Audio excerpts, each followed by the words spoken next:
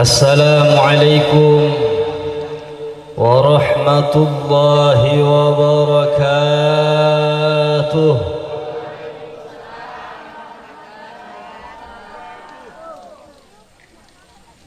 Alhamdulillah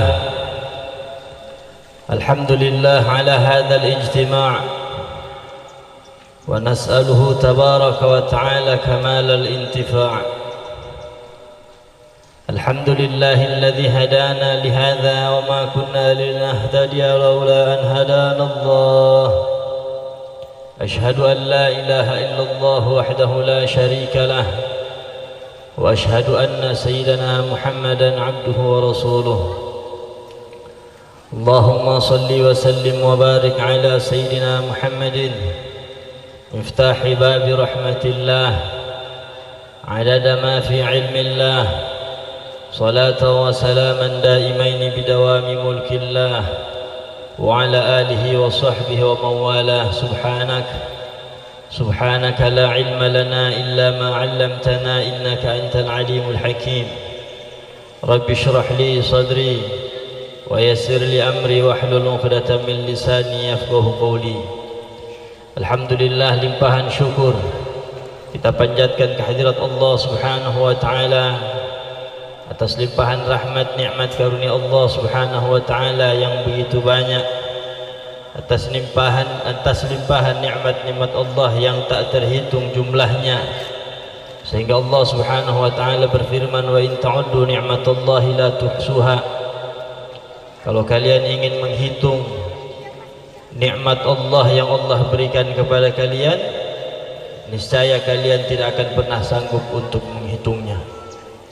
Di antara nikmat Allah yang merupakan nikmat yang patut untuk kita syukuri ialah nikmat perjumpaan kita di tempat yang mubarakah ini.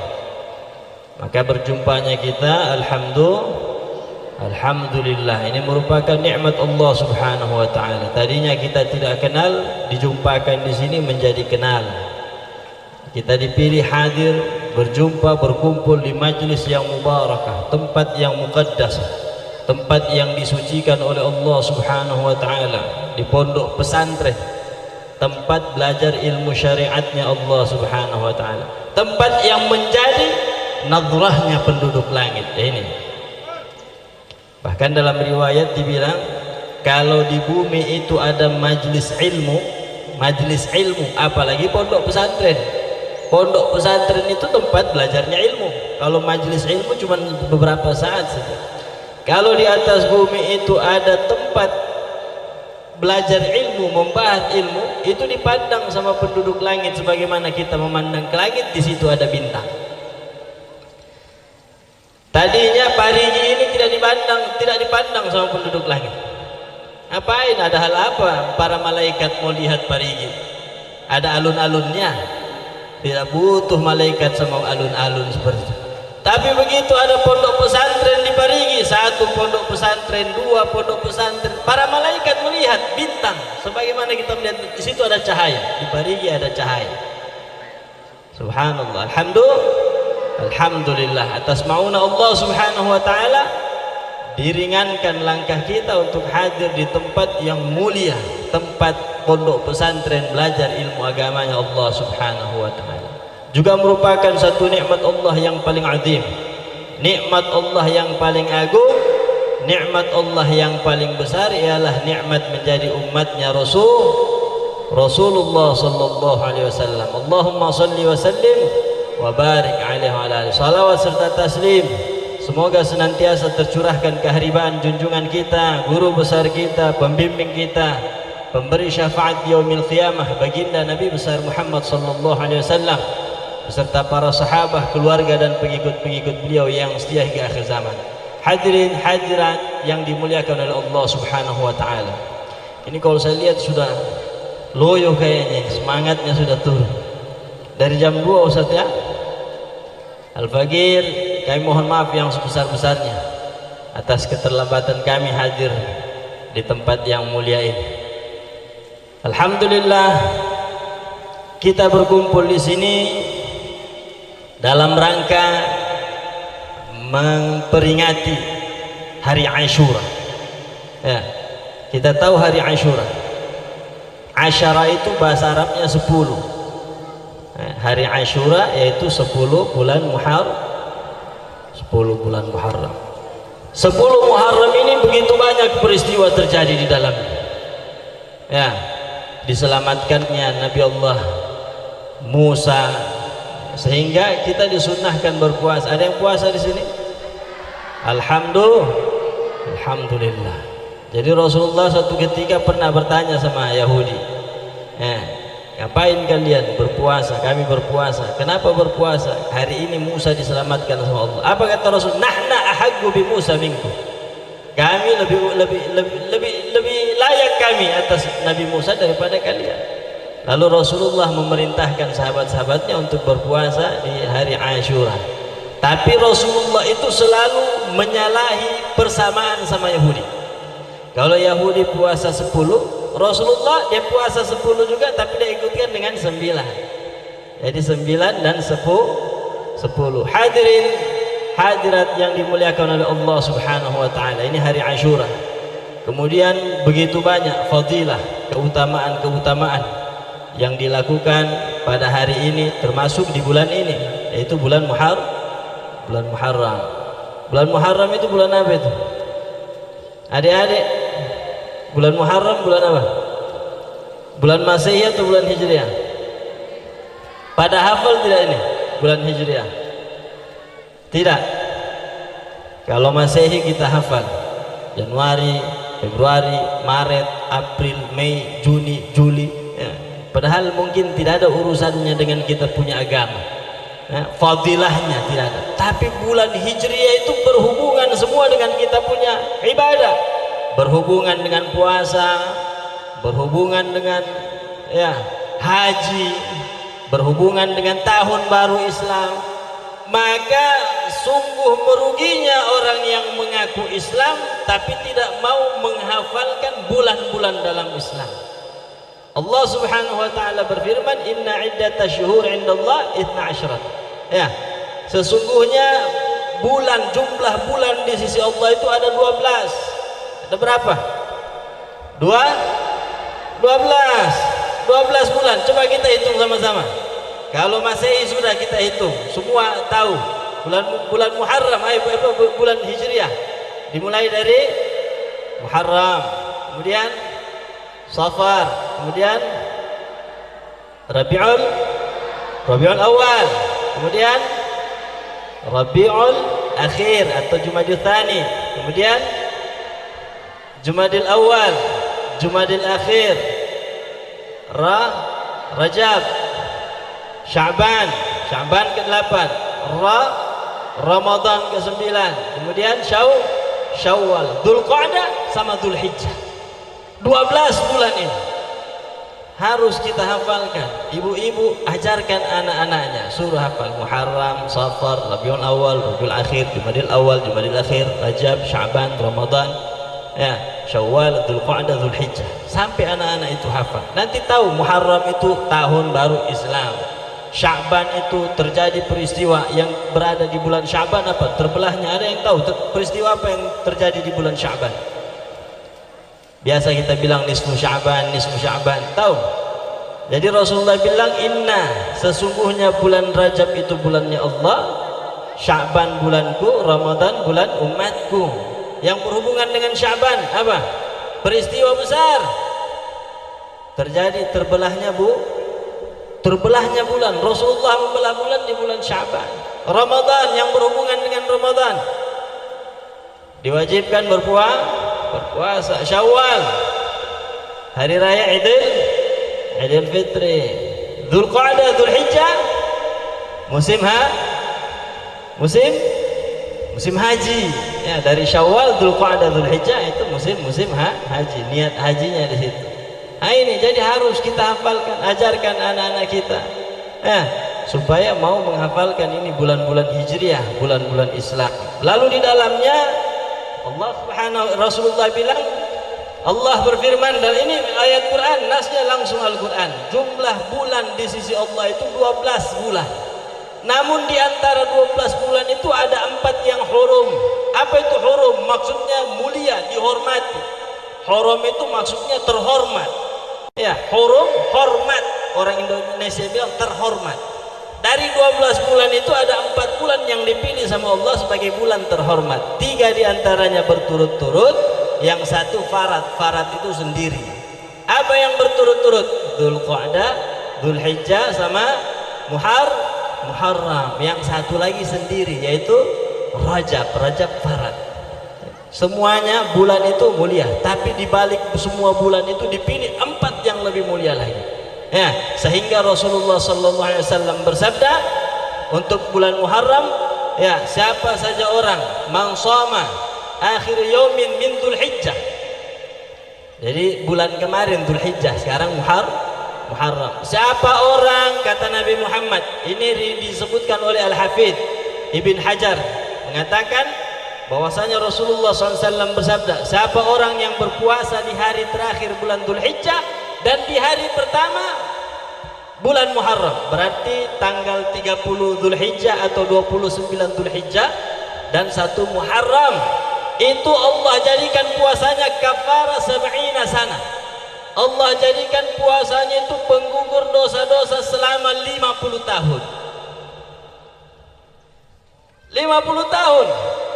2 hari ini saja kita puasa, akhir Dzulhijjah sama awal Muharram, 1 Muharram kita puasa. Siapa orang yang puasa di akhir Dzulhijjah dan awal Muharram, Allah jadikan puasanya kafara 50 sana. Allah jadikan puasanya itu sebagai penggugur dosa-dosa selama 50 tahun. Bahkan dikatakan oleh beliau, saumu yaumin minal Muharram, puasa 1 hari di bulan haram itu sama seperti puasa 30 hari di bulan-bulan lain.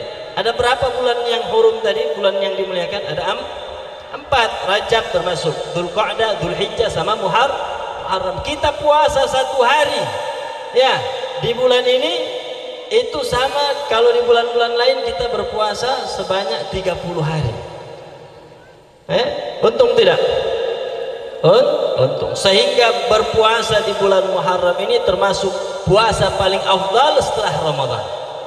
Jadi puasa paling afdal ya Ramadan, puasanya fardu wajib. Kalau setelah Ramadan, puasa paling afdal di bulan Muharram. Hadirin hadirat rahimakumullah yang dimuliakan oleh Allah Subhanahu wa taala. Ini. Kemudian dalam hadis lain disebutkan oleh Imam Al-Ghazali dalam kitabnya Ihya Ulumuddin, di situ Rasulullah SAW bersabda, siapa orang yang berpuasa 3 hari di bulan Hurum, ya, hari apa semua? Kamis, Jumat, Sabtu. Itu kataballahu lahu ibadah 700 amin. Ya. 700 kalau tidak salah saya nasnya ada di situ kitabnya Kanzun Najah wa Surur. Ya.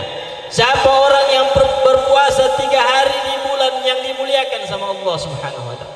Puasa hari Kamis, Jumat sama Sabtu. Itu Allah catat sama orang ini ibadah selama 700 tahun. 700 atau 70 tahun di situ disebutkan. Ala kulli hal, ada tidak umur kita sampai 70 tahun? Mungkin sampai, ya. 70 tahun, ada 60 tahun sudah dipanggil sama Allah, ada 50 tahun. Seandainya umur kita 70 tahun, apakah selama 70 tahun itu kita beribadah sepanjang hidup kita? Tidak. Belum tentu. Belum tentu kita umur dikasih 70 tahun, 70 tahun full itu kita ibadah. Tapi orang yang mengerjakan puasa 3 hari di bulan Hurum ini dicatat sama Allah ibadah itu 70 tahun atau 17 tahun itu dalam nas hadis ini. Hadirin hadirat yang dimuliakan oleh Allah Subhanahu wa taala. Oleh karena itu jangan kita sia-siakan kesempatan yang ada di tengah-tengah kita. Kita bertemu dengan bulan ini, belum tentu kita bertemu dengan Muharram akan datang. Oleh karena itu begitu banyak fadilah, amalan-amalan yang disunnahkan, yang dianjurkan sama kita untuk kita kerjakan di bulan-bulan haram atau di bulan Muharram ini, wabil khusus lagi di hari Ashura. Jadi hari Ashura ini hari yang barakah, hari yang dia punya fadilahnya ini sudah terkenal, ya. Dia punya manfaatnya amim, menyeluruh. Di antara fadilahnya, keutamaannya, kesunahan di dalamnya, ya, kita banyak-banyak mengerjakan sholat, ya. Jadi dari sejak malam, tadi malam itu kesunahan, sunnahnya dianjurkan kita untuk banyak-banyak mengerjakan sholat. Sholat apa? Tahu sholat apa? Sholat apa? Sholat sholat sunnah. Sholat sunnah apa saja. Kalau ada kodok sholat. Apa itu kodok sholat? Habib, utang sholat. Dulu pernah ninggalin sholat zuhur, ya, dulu waktu sudah balik.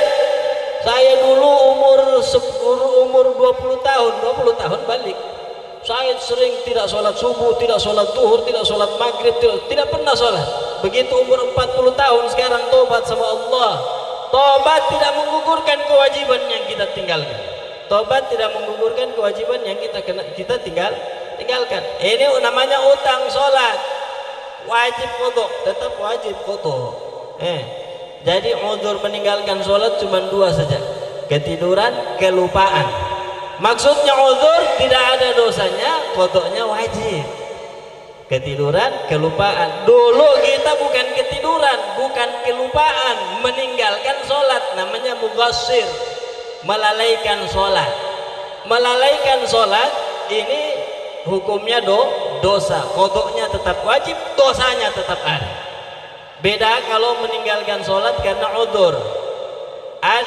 Dosa tidak ada, qadha wajib, dan qadhanya tidak fauriyah, tidak harus segera mungkin.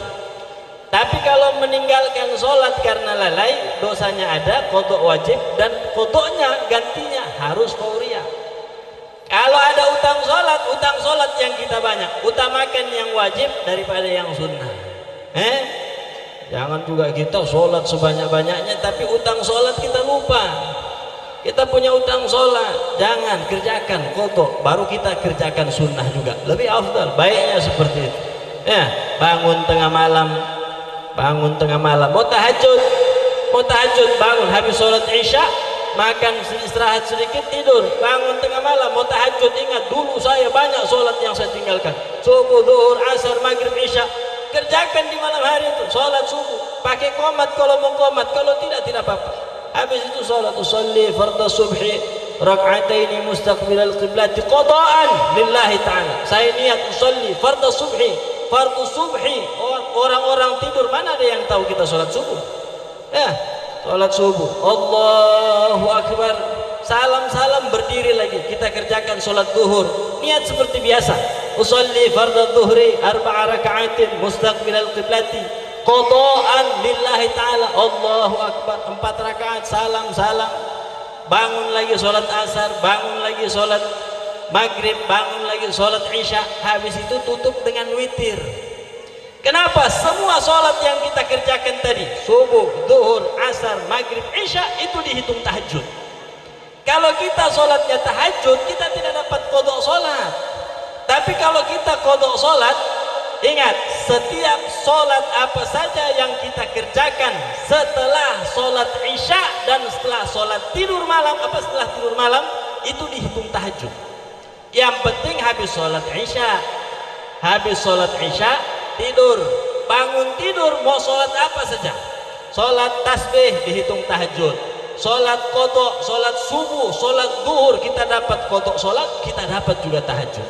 Nanti baru kita tutup dengan witir. Ini kalau kita punya utang sholat. Kalau tidak ada utang sholat kita, ya kita perbanyak sholat apa di akhir malam seperti itu. Kita banyakkan sholat witir. Witir kita kasih banyak, dihitung masuk. Karena apa? Karena dihitung tahajud. Kalau kita hitung sholatnya tahajud, tidak masuk yang lain. Kalau kita khususkan. Tapi kalau kita masukkan yang lain-lain ini, kita dapat tahajud. Hadirin hadirat yang dimuliakan oleh Allah Subhanahu wa taala, ingat ini. Kalau ada utang sholat, dahulukan utang sholat. Bahkan bukan cuma berhubungan dengan hari Asyura, hari apa saja. Masuk masjid, saya kasih solusi. Karena dulu pernah kita kerjakan seperti itu. Ya, saya ke Yaman, masuk masjid, tahiyatul masjid, ke Mekah, ke Madinah, setiap masuk masjid kita sholat subuh. Kok bisa begitu Habib? Oh iya, sholat subuh. Dan tidak ada waktu diharamkan. Ada waktu-waktu diharamkan untuk sholat. Kok sholat haram? Ada tidak waktu diharamkan sholat? Ada. Yaitu sholat sunnah yang tidak didahului sebab. Ada waktu-waktu diharamkan. Habis asar sampai maghrib, habis fajar sholat subuh sampai isyraq, itu diharamkan kita sholat. Tapi sholat yang tidak ada didahului sebab. Kalau didahului sebab tidak. Kalau qadha sholat, sebabnya jelas, ninggalin sholat dulu. Dan ini bukan boleh, tapi tetap wajib mengqadha. Jadi mau antum qadha di mana saja, habis sholat subuh bangun sholat subuh lagi qadha, itu tidak haram. Bahkan memang kalau tidak dikerjakan bisa dosa. Karena utang sholat, masuk masjid. Nah, sunnah apa? Sholat sunnah tahiyatul masjid. Dulu pernah ninggalin sholat subuh, tidak ada yang tahu. Kita niat usolli fardhu subhi rak'ataini mustaqbilal qiblati qada'an lillahi ta'ala. Allahu akbar. Waktu takbir hadirkan tahiyatul masjid. Kita dapat dua sholat. Dapat apa? Dapat qadha sholat subuh, dapat tahiyatul masjid. Kalau kita cuma tahiyatul masjid, dapat tahiyatul masjid. Usolli sunnat tahiyatul masjid, kita dapat sholat tahiyatul masjid, tidak dapat qadha sholat subuh. Tapi kalau kita qadha sholat subuh, niat seperti biasa, adaannya diganti qadhaan.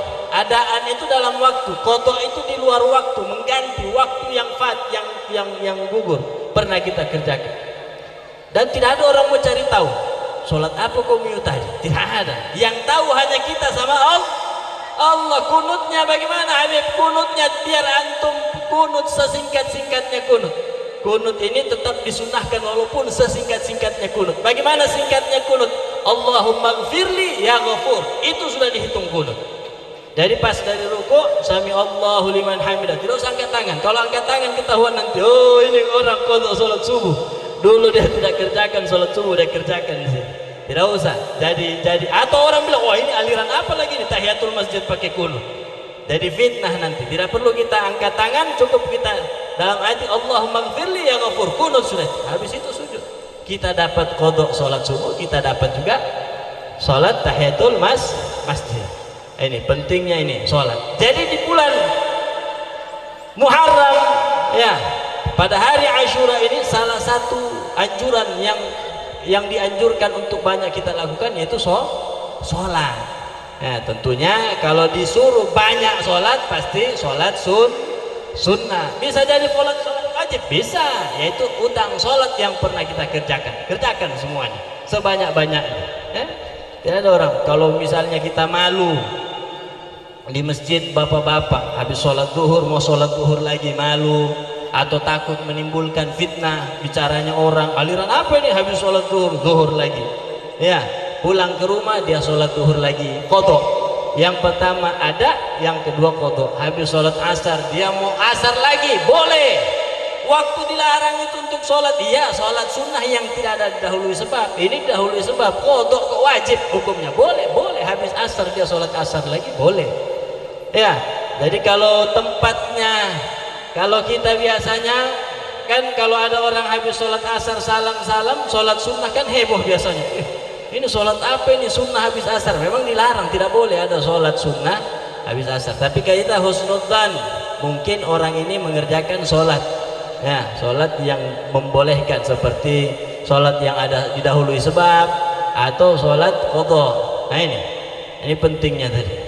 Banyak-banyak mengerjakan sholat, terutama di hari ini, yaitu sholat sunnah. Sholat sunnah apa saja? Sholat sunnah ini ada nafal mutlak. Nafal mutlak itu mutlak biasa. Sholli sunnat rakaatain lillahi, Allahu Akbar. Itu namanya nafal mutlak. Atau sunnah yang kita mau sebut sunnah apa? Wabil khusus lagi yang afdal lagi sholat tasbih. Sholat tasbih. Sholat tasbih, tahu sholat tasbih? Tahu sholat tasbih? Hah? Sholat yang diajarkan oleh Rasulullah kepada Sayyidina Abbas, pamannya Rasulullah. Kata Rasulullah bilang sama pamannya, ini kerjakan sholat tasbih. Kalau bisa setiap hari kerjakan sholat tasbih. Kalau tidak bisa seminggu sekali, sepekan sekali. Kalau tidak bisa sebulan sekali. Kalau tidak bisa setahun sekali. Tidak bisa juga seumur-umur paling tidak pernah kita kerjakan sholat tasbih. Jangan sampai kita tidak pernah mengerjakan sholat tasbih. Nah, dianjurkan pada hari Asyura ini kita banyak-banyak mengerjakan sholat, wabil khusus sholat tasbih. Ini tadi kalau kita mau kerja. Hadirat yang dimuliakan oleh Allah Subhanahu Wa Taala. Sholat, kemudian berpuasa. Di hari Asyura ini juga kita disunahkan untuk berpuasa. Namanya puasa Asyura. Bahkan dalam riwayat dikatakan puasa Asyura itu menggugurkan dosa selama 1 tahun yang lalu. Dosa selama 1 tahun yang lalu. Dosa yang bagaimana yang diampunkan sama Allah Subhanahu Wa Taala? Ini dosa kecil. Dosa kecil. Adapun dosa besar diampuni sama Allah ini tentu dengan taubatan nasuha. Kalau puasa kita di hari Asyura diampunkan dosa kecil kita selama 1 tahun yang lalu. Tapi untuk dosa besar tentu memintanya sama Allah dengan taubatan nasuha. Kemudian disunnahkan juga, dianjurkan juga untuk kita kerjakan di hari Asyura ini, itu menyambung silaturahmi. Menyambung silaturahmi. Kalau dulu ada pertikaian apa semua, di hari Asyura kita memulai untuk menyambung silaturahim.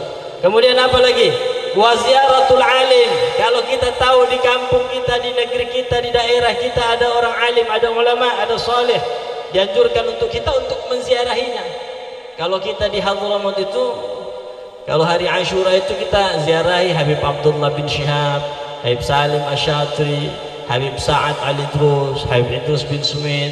Kita orang punya ulama-ulama salihin, itu kita orang datangi mereka, kita orang kunjungi, ziarah. Tentu dengan niat ziarah alim. Nawaitu, saya niat untuk menziarahi orang alim, atau saya niat bagaimana niatnya orang-orang soleh dalam menziarahi orang alim. Bisa seperti itu, bisa. Dengan demikian kita dapat fadilah yang besar atau fadilah yang luar biasa. Kemudian disunahkan juga, dianjurkan juga kita di hari Asyura ini untuk ziaratul marid, mengunjungi orang sakit. Jadi kalau ada orang yang kita tahu sakit, teman, keluarga, ya, sanak, famili, tetangga, siapa saja, asal kita kenal, asal muslim kita tahu, kalau ada orang sakit kita ziarahi. Tahu tidak pahala menziarahi orang sakit? Ada yang tahu?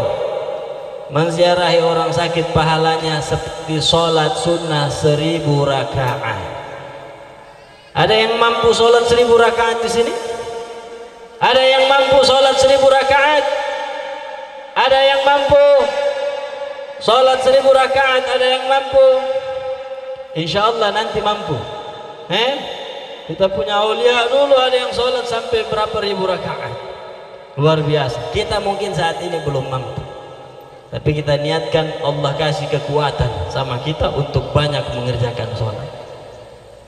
Mungkin saat tidak bisa sholat 1000 rakaat, tapi kita bisa dapat pahala sholat 1000 rakaat. Bagaimana caranya? Menziarahi orang sakit. Rasulullah bilang siapa orang menziarahi orang sakit, itu pahalanya sama seperti sholat 1000 rakaat, walaupun sakit mata. Cuman ulama bilang kalau sakit mata ini syaratnya harus bermalam, sudah 3 hari tidak sembuh-sembuh. Ini masuk dalam kategori sakit yang kalau diziarahi itu pahalanya sama seperti kita mengerjakan sholat sunnah 1000 rakaat. Al-Walid Al-Habib Salim bin Abdullah bin Umar Asy-Syatiri, guru kami di Hadramaut, itu kalau Ramadan, jangan di luar Ramadan, jangan tanya ibadahnya beliau, jangan tanya sholatnya beliau, jangan tanya mengajinya beliau. Ibu-ibu, guru saya Habib Salim itu hafal Quran dalam mimpi. Mimpi hafal, bangun-bangun hafal Quran. Ini orang soleh, terjaga dari kecil, terdidik dengan didikan yang luar biasa. Sultanul Ilim. Pernah mimpi bangun-bangun hafal Quran. Kita tidak mimpi bangun-bangun tidak tahu apa yang terjadi. Lihat ini orang soleh, mimpinya saja seperti itu. Ibadahnya jangan tanya, kami lihat sendiri. Habib Salim itu tidak ada satu kalimat yang keluar dari mulutnya kalimat yang sia-sia. Sholat di waktu-waktu yang boleh, sholat saja terus. Kalau tidak mengajar beliau sholat, kalau tidak sholat beliau mengaji. Ini baca Quran atau tidak sholat sebanyak-banyaknya sholat. Dari rumahnya mau ke pondok ngajar itu sholat. Sholat safar di mobil dikasih menghadap kiblat, ini kiblat, dia takbir Allahu Akbar, habis itu supirnya jalan mau kemana saja itu kiblat sudah jalan. Begitu juga datang ke Indonesia, pernah satu kali dibawa dari Surabaya ke Jakarta naik mobil, itu tidak ada suara di dalam, sholat terus beliau. Kalau kita lihat tempat duduknya beliau, di depannya itu ada bekas sujud, bekas tempat sujud. Ini Al-Habib Salim, Masya Allah, luar biasa. Dia selalu sisipkan waktu untuk menziarahi orang sakit. Kenapa? Karena mau mendapatkan fadilah ini. Kalau Ramadan itu setiap malam Ramadan beliau selalu taraweh di masjid ini, taraweh. Kalau di sana taraweh bukan cuma satu kali. Taraweh di masjid ini jam 8, nanti pindah di masjid ini jam sekian, ini sampai jam 3 subuh 20 rakaat. Sampai sholat subuh sampai jam 3 subuh baru berhenti taraweh. Kita orang di sini taraweh sudah baku cepat-cepat, baklai lagi soal jumlah. Yang 20 bilang yang 20 yang betul, yang 8 bilang yang 8 yang betul, yang 20 bid'ah. Nak doyo semua ini orang-orang. Orang di sana itu beribadah sudah bukan lagi soal jumlah, tapi dia orang itu memang betul-betul beribadah sama Allah Subhanahu itu syukur.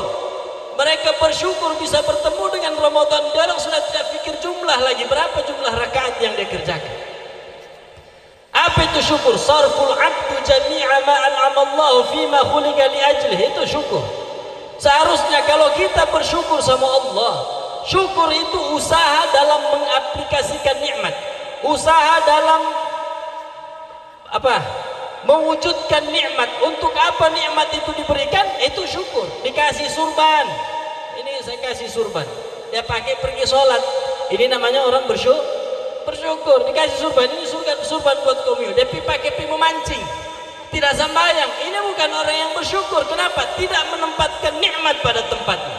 Ketika dipertemukan dengan Ramadan, orang yang bersyukur tentu orang yang ibadahnya selalu bertambah, di rumah mengaji, bukan di jalan berkeliaran, nongkrong sana nongkrong sini bercerita. Ini bukan orang yang bersyukur. Bersyukur dengan bertemu dengan Ramadan, ibadahnya bertambah, sholatnya banyak. Dia kerjakan sholat taraweh, dia kerjakan sholat tasbih, dia kerjakan sholat tahajud, dia kerjakan ini, dia kerjakan ini, dia mengaji, berlomba-lomba menghatamkan Al-Quran di bulan itu. Al-Habib Salim itu sholatnya tarawehnya sampai subuh, dari malam sampai subuh. Tapi kalau dia tahu ada orang sakit, dia berhenti. Habis taraweh di bob tent tempat kita itu, beliau pasti ke masjid, ke rumah sakit. Untuk apa? Menziarahi orang sakit. Untuk dapat, ini kelas Habib Salim. Selalu kalau ada orang sakit dia kunjungi, asal dia tahu dia kunjungi orang-orang yang ada di rumah sakit itu, dia bagikan duit, ya, dia doa, tentu dengan adab. Menziarahi orang sakit juga ada adabnya. Kita di sini kadang apa adab-adab menziarahi orang sakit? Adab orang menziarahi orang sakit itu jangan lama, tidak boleh lama. Datang, lihat, doa, pulang. Jangan datang duduk, sudah tidak bawa apa-apa, dia makan lagi kuenya orang sakit. Buahnya dia makan, pisangnya, apelnya semua dia makan. Badudu lama-lama bercerita, orang sakit itu adab dalam keadaan susah, sakit, namanya orang sakit. Mana ada orang sakit enak, biar kau taruh AC 7 di situ tetap namanya dia sakit, pasti dia tidak enak dia rasa. Tambah lagi kita datang duduk lama-lama, aduh ini orang, cuman jeleknya dia mau usir pulang saja. Karena mungkin dia mau buang hajat, mungkin dia mau melakukan sesuatu yang malu dia mau utarakan, atau mungkin ada bau badannya yang tidak sedap. Orang sakit tidak mandi sampai berapa hari, ini lagi datang badudu lama-lama. Ini bukan begini. Adab menziarahi orang sakit itu seringkas-ringkasnya, datang, lihat, doa, pulang. Bawa hadiah, kalau bawa hadiah bab lain. Tahabu kata Rasulullah, saling memberi kalian supaya saling cinta. Saling memberi itu menimbulkan cinta kasih. Gara-gara baku kasih, baku sayang. Nah, ini sesama muslim seperti itu. Jadi ini adab-adab menziarahi orang sakit. Jangan juga menziarahi orang sakit so tidak bawa apa-apa pulang. Dia bawa satu-satu apel. Kan di rumah sakit biasanya ada apel, ada buah, apa semua itu. Nah ini hadirin hadirat yang dimuliakan oleh Allah Subhanahu wa taala, menziarahi orang sakit. Kemudian termasuk, masih ada waktu Ustaz ya? Sampai jam berapa? Masih ada pembacaan? Banyak nih kalau mau dibahas satu-satu nih. Ala kulli hal, disunnahkan juga kita beriktihan, bercelak, memakai celak, ya. Kemudian menyantuni anak yatim. Nanti sebentar ada. Menyantuni anak yatim, mengusap kepala anak yatim. Yang dimaksud menyantuni, kasih sayang, rahmat sama mereka, kasih sayang. Nah ini yang perlu sedikit saya tambahkan. Anak yatim itu, kita orang di Indonesia ini pokoknya tidak ada bapak, dibilang yatim sudah. Kalau semua orang tidak ada bapak, yatim. Ustaz Ismail yatim. Saya punya abah yatim, semua banyak yatim. Tapi yang dimaksud yatim di sini orang yang tidak punya bapak dan belum balik, itu yatim dalam syariat. Kalau sudah balik tidak dikategorikan yatim. Yatim itu kalau dia belum balik, walaupun dia kaya, walaupun hartanya banyak, kalau yatim ya tetap yatim. Disunnahkan kita mengusap kepalanya anak yatim. Jadi jangan nanti kami Ustaz Ismail datang, Ustaz. Ini yang dimaksud yatim di sini anak-anak yang belum balik. Ya, belum balik, tidak punya orang tua, itu namanya yatim. Terus bagaimana ada anak-anak juga yang sudah balik, sudah dewasa tapi belum punya pekerjaan, kita mau santuni, kita mau kasih. Ini cara untuk mencari donasinya. Waktu meminta sikatnya itu harus jelas. Jangan minta, Bu, ini buat minta bantuan untuk anak yatim. Kalau bantuan untuk anak yatim kita kasih sama selain yatim, walaupun dia tidak punya bapak tapi sudah balik, itu tidak bisa dinamakan yatim lagi. Kalau kita kasih itu hukumnya dosa. Makan harta anak yatim, termasuk itu seperti itu. Akhirnya bikin kita dosa, bikin orang lain berdosa. Bagaimana caranya? Waktu kita mintanya seperti ini, Bu, ini acara kita untuk yatim dan orang-orang yang tidak mampu. Nah, jadi seperti itu. Begitu juga panti asuhan. Panti asuhan itu pembinanya, ustadz-ustadznya itu bukan yatim di situ. Nah, mereka makan. Jangan nanti kita prioritaskan untuk anak yatim, mereka makan hartanya anak yatim. Jadi kalau mau kasih ini untuk anak yatim dan orang yang tidak mampu dan orang yang mengasuhnya, orang yang mengurusnya. Jadi pengurus panti itu juga bisa makan itu hartanya anak yatim. Kenapa? Karena sigatnya jelas. Kalau sikatnya ini untuk anak yatim, tidak boleh kita makan, tidak boleh kita sentuh. Saya gerakan infak beras, Basnas, datang ke pondok kasih beras. Saya bilang ini untuk apa? Dia bilang yatim. Oh, kalau yatim kita orang di sini pondok, panti di sana. Tapi di sini sigatnya ada juga untuk thalibul ilm, pelajar tahfidz Quran, pondok pesantren. Oh kalau begitu saya terima. Alhamdulillah. Kalau dia bilang cuma untuk anak yatim tadi, saya arahkan ke panti sana. Di sana, di sini bukan. Ini pondok pesantren, bukan panti asuhan. Hadirin jamaah sekalian yang dimuliakan oleh Allah Subhanahu wa taala. Mengusap kepala anak yatim, ya, menyantuni anak yatim. Kemudian apa lagi? Tausu'ah fil iyal, meluaskan, menambah apa namanya ini? Kalau kita bilang apa saja kita tambah untuk keluarga. Tausu'ah. Biasa kita kasih bapak-bapak, kalau biasa kasih istrinya 10.000 satu hari jadi 20.000. Jadi ini begini tausu'ah. Kalau biasanya begini dikasih begini. Itu namanya tausu'ah. Kalau biasa seringnya kasih 1 juta, kasih lebih 1.025.000. Walaupun lebihnya 20, namanya tausu'ah, melebihkan dalam nafkah sama keluarga, baik itu istri, anak dan lain-lain. Hadirin hadirat yang dimuliakan oleh Allah Subhanahu wa taala, begitu banyak kesunahan di dalam bulan Muharram, wabil khusus di hari Asyura ini. Tapi perlu kita ketahui, dari sekian banyak ada yang mengatakan 10 sholat, menyambung silaturahmi, menziarahi orang sakit, menziarahi ulama, bercelak, mengusap kepala anak yatim. Ada yang bilang 10 kesunahan, ada yang bilang 12. Dari semua ini yang perlu kita ketahui, yang haditsnya sahih itu cuma 2. Sholat sama melonggarkan nafkah sama keluarga. 2 ini saja haditsnya sahih. Adapun yang lain haditsnya itu dhaif. Ya, dhaif, bahkan ada yang maudhu. Hadirin hadirat yang dimuliakan Allah Subhanahu wa taala, sedikit saya tambahkan bahwa hadis dhaif tidak semata-mata langsung tertolak. Boleh kita jadikan fadilah amal, boleh. Ini hadis dhaif, saya mau pakai boleh. Kenapa ada hadisnya? Oh ini hadis dhaif. Kenapa dengan hadis dhaif? Kita punya ulama bahkan ada yang mengumpulkan hadis dhaif.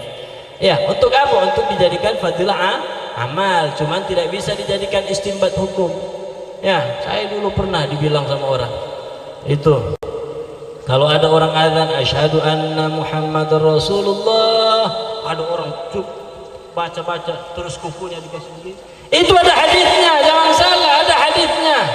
Walaupun hadisnya dhaif, itu bisa kita jadikan fadilah amal. Kita punya guru-guru di Hadramut, amalkan itu. Asyhadu an la ilaha illallah, bacanya antubayyida wajhi wa qalbi wa la tusawwida wajhi wa qalbi. Ya Allah, putihkan wajahku dan hatiku, jangan kau hitamkan wajahku dan hatiku. Ketika disebut asyhadu anna Muhammadar Rasulullah, kita lihat kuku kita baca marhaban bi habibi wa qurrata aini ya Rasulullah, kecup 3 kali, 1, 2. Itu ada hadisnya. Saya kasih tahu, ada hadisnya. Saya kasih tunjuk nasnya, saya kasih lihat, baru dia berdiam. Tadinya dia bilang, oh ini bid'ah, ini tidak ada di dalam agama, mengada-ngada, bertambah-tambah. Jangan salah kau yang tidak baca, ini hadisnya. Hadirin hadirat yang dimuliakan oleh Allah Subhanahu wa taala. Ini kalau hadis dhaif bisa kita amalkan, ya, untuk jadi fadilah amal, cuman tidak bisa dijadikan istinbat. Terus bagaimana dengan hadis maudhu'? Maudhu' itu kan artinya tertolak, hadis ingkar, sama dengan doaul a'dha. Tahu doaul a'dha? Doa kalau kita mau wudu, waktu basuh tangan baca doa Allahumma inni as'aluka, dari melihat air, alhamdulillahilladzi ja'al ma'u tahuran, Allahumma inni as'aluka al-yumna wal baraka wa a'udzubika minasy syummi wal halaka. Waktu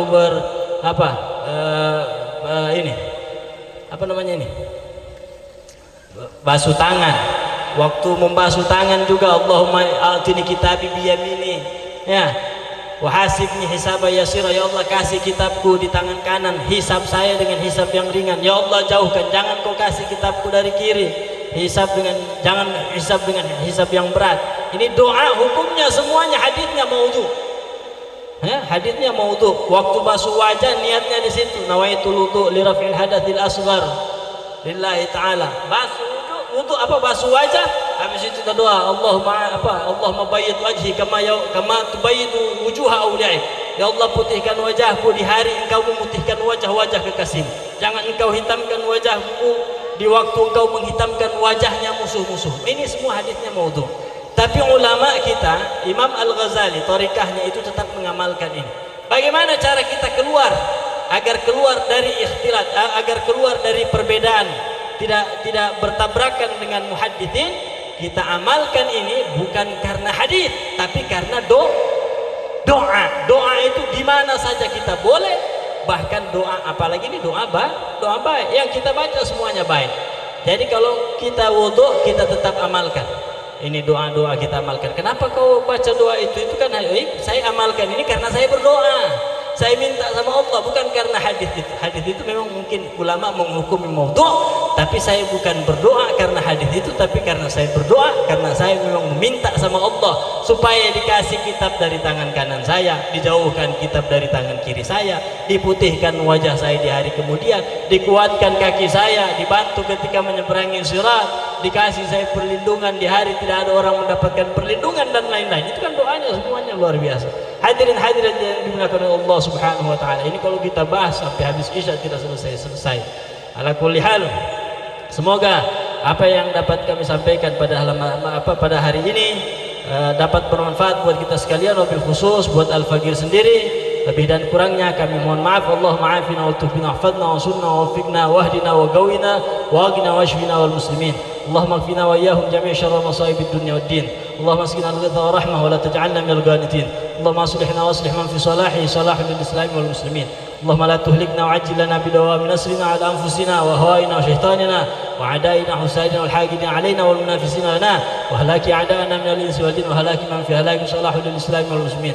اللهم ارفع واصرف وادفع عنا والمسلمين الأذى والبلاء والقلاء والجهد والضعف والجور والظلمة والأمراض والحروب والزلازل والسرقات والحرائق والحمى والأشرار والأعداء وجميع المؤذين والمؤذيات مخلوقاتك أجمعين وجميع الفتن والمحن والبلاء واختم لنا ولهم جميع بالحسنى في الأوطان بعد عمر طويل في خير وزن عافية وعجل لنا ولهم بقضاء ديون حاجاتنا كلها في عافية وافتح علينا جميعا فتحا عظيما ظاهرا دينا ودينا في عافية ومتعنا جميعا بقوة إيماننا وجسادنا وأسماعنا وأبصارنا وعقولنا وحواسنا وجوارحنا كلها في طاعتك ورضاك ما بقيتنا في خير وعافية واغفر لنا وارحمنا واصلح لنا شأننا كله برحمتك يا أرحم الراحمين. وصلى الله على سيدنا محمد وعلى آله وصحبه وسلم. سبحان ربك رب العزة عما يصفون وسلام على المرسلين والحمد لله رب العالمين. هذا مني ثم السلام عليكم ورحمة الله وبركاته.